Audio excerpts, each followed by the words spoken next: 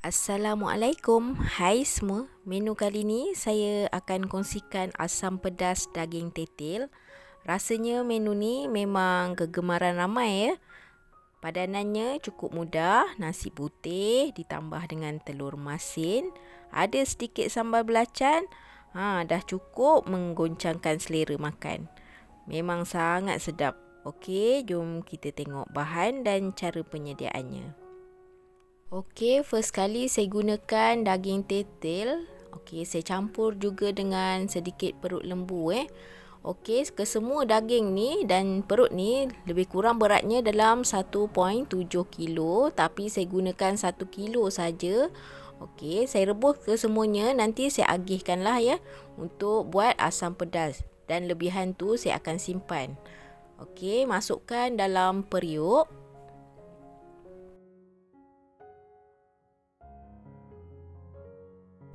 Okey, tambahkan dengan garam dan perasa. Garam ni saya letak sedikit saja ya. Okey, perasa ni dalam 1 sudu kecil je. Kemudian tambahkan air secukupnya. Tujuannya untuk kita rebus lah ya, supaya bagi ia empuk. Okey, kalau tak empuk lagi boleh tambahkan air ya. Okey, sementara menunggu dia empuk daging tu. Okey, saya nak tunjukkan bahan-bahan untuk kita menumis. Saya gunakan 4 ulas bawang putih, 2 biji bawang besar. Okey, kalau nak pakai bawang kecil pun boleh, tak jadi masalah. 1 inci halia, 1 inci lengkuas dan 8 helai daun limau purut. Ni saya dah buang bahagian tengahnya ya. Okey, yang bahagian keras tu lah ya.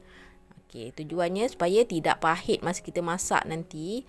Okey, kisar ke semua bahan ni kecuali limau purut, kecuali daun limau purut. Okey, masuk air secukupnya, blend lah sampai ia hancur. Okey, dan masuk dalam mangkuk dan ketepikan dahulu. Okey, ni bahan yang dah siap ya. Okey, bahan kisar daun limau purut ni. Okey, ni adalah untuk bahan tumis.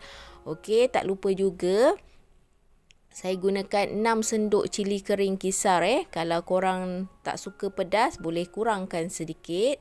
Okey, ni tak jadi masalah ikut pada cara kita nak buat. Okey. Seterusnya saya gunakan juga 2 batang serai yang sudah diketuk.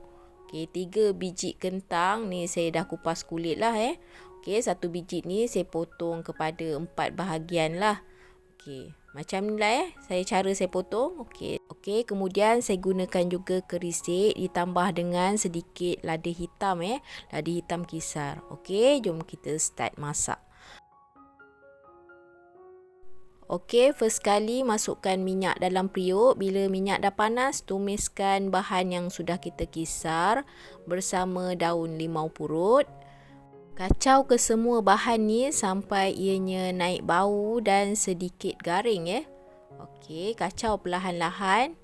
Okey, ni dah sedikit garing dan kekuningan. Okey, seterusnya bolehlah masukkan cili kering kisar.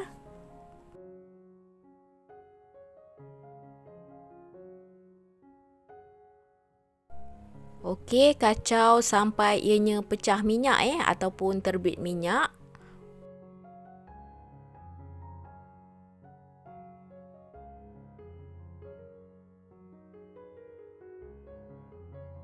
Masa kita kacau tu, kalau minyak tu kurang, boleh tambahkan lagi ya.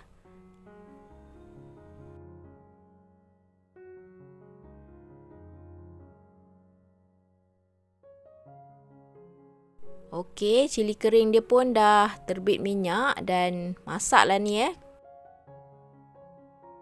Kemudian bolehlah masukkan 1 sudu besar lada hitam. Masukkan pula 2 sudu kerisik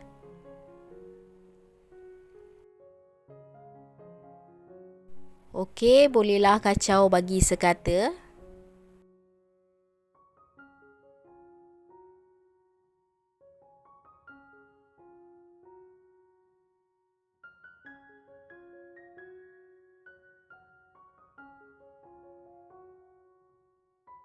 Okey, kemudian masukkan 2 batang serai bersama dengan 3 biji kentang tadi. Saya masukkan sedikit garam dan perasa secukupnya.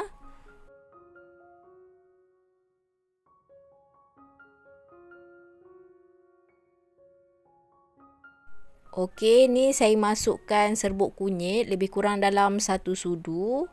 Okey, sebenarnya saya dah terlupa tadi nak masukkan kunyit hidup masa kita blend bahan kisar tadi ya.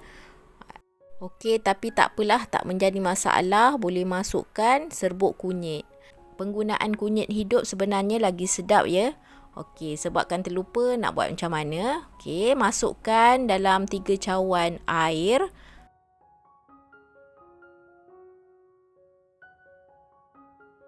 Okey, ni daging yang sudah direbus tadi dan ianya dah empuk ya.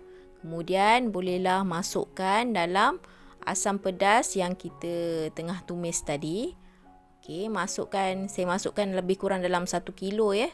Okey, saya dah asingkan siap-siap. Tapi pastinya saya akan masukkan perut lah. Okey.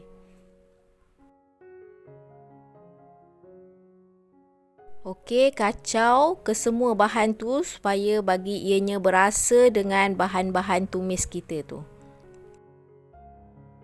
Asam pedas tetel ni sama je sikit lebih kurang asam pedas ikan ya. Cuma bezanya kita gunakan daging yang bercampur dengan lemak. Tu yang membuatkan ia padu dan pula ada perut lembu macam masak kat kenduri kahwin lah pula. Selalu kalau kenduri kahwin memang orang akan letak lembu lah ya. Okey, seterusnya masukkan 1 sudu setengah asam jawa ke 2 sudu macam tu. Tapi pastikan kentang tu empuk dulu ya. Kalau masuk asam jawa awal, proses kentang tu menjadi empuk, jadi lambat pula. Okey, cara masukkan asam jawa ni mula dari 1 sudu. Kalau tak cukup, barulah boleh tambahkan lagi ya. Seeloknya rasa terlebih dahulu. Nanti kalau terlebih, terjadilah ekstra masam pula pada asam pedas tetel kita ni. Okey, biarkan ia mendidih ya. Untuk asam pedas tetel ni mesti ada sedikit pekat baru sedap, tapi tak menjadi masalah pada siapa yang tak suka pekat. Yang mana suka cair tu, kuahnya boleh tambahkan sahaja dengan air. Okey. Resepinya dah siap Bila dah mendidih macam ni, bolehlah padamkan api dan siap untuk dihidangkan. Terima kasih kerana menonton dan selamat mencuba. Jumpa lagi pada menu-menu yang akan datang.